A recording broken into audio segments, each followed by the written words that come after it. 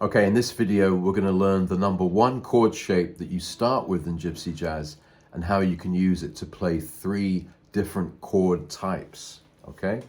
So the shape is on the 5th fret is this. So use the PDF if you can't see my fingers, but it's 5th fret on the bottom E, 4th fret on the D string, and 5th fret on the G string.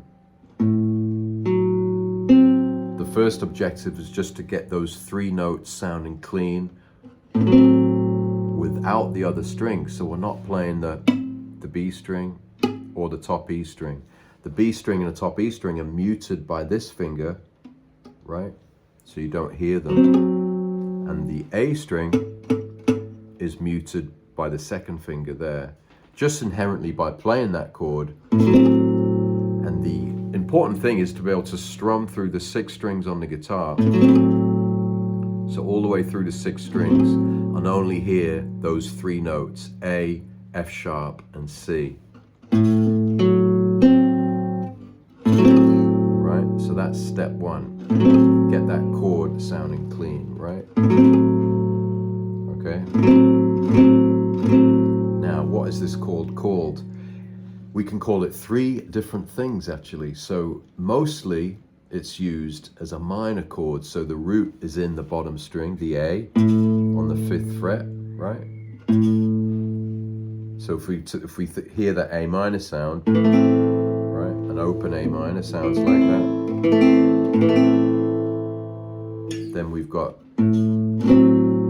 this is the A minor 6. So you've got the root A, the 6th is the F sharp, that gives it the flavor, and then the minor 3rd is the C on the G string there.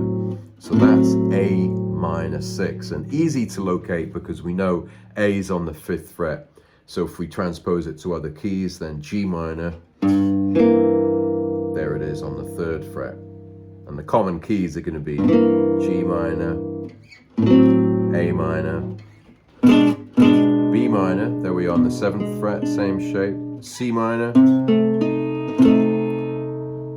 D minor on the 10th fret, and then you're up to E minor 6 on the 12th fret, right? So as a minor 6 chord primarily, okay, with the bass in the bottom. Next chord type is that it's also played as the dominant 7th. So as we play D7,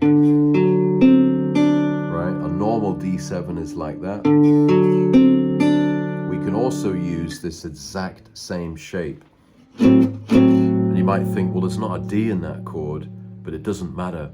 When we're playing the rhythm in this style, it's more about getting a fat rhythm sound often than actually getting all the notes in the chord. And it's really handy to know that that same shape can be A minor 6 or D7. You'll learn later in this pathway that this one shape can take you through the chord sequence of minor swing, which has got an A minor, a D minor, and E7. So for the A minor, we use it in its most simple context, A minor in the root, D minor, we go up to the 10th fret, right, as D minor 6. For the E7, instead of playing E7, we play the same shape on the 7th fret, right? So we can actually play the whole sequence of minor swing using that one shape. And there's other songs too. You could play a minor blues, right? A 12-bar minor blues in G minor would be G minor. And you've got the chord 4, the C minor, and you've got chord 5, the D7, played with that same shape. So by having the same shape, it just makes being able to concentrate on the rhythm a little easier. So you get this kind of sound.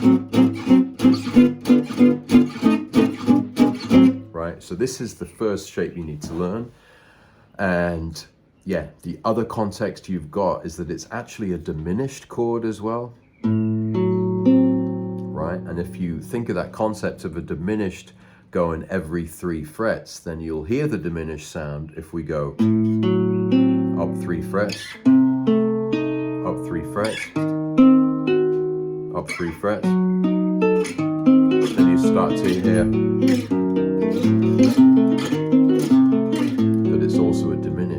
This comes in handy in a turnaround. Let's say we've got a turnaround in G major, then it might sound like this.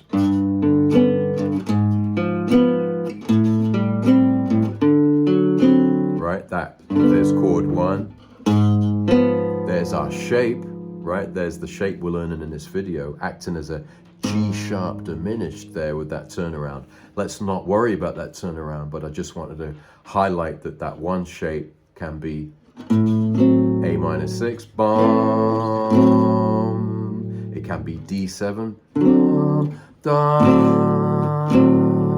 And it can be, that shape could be A diminished.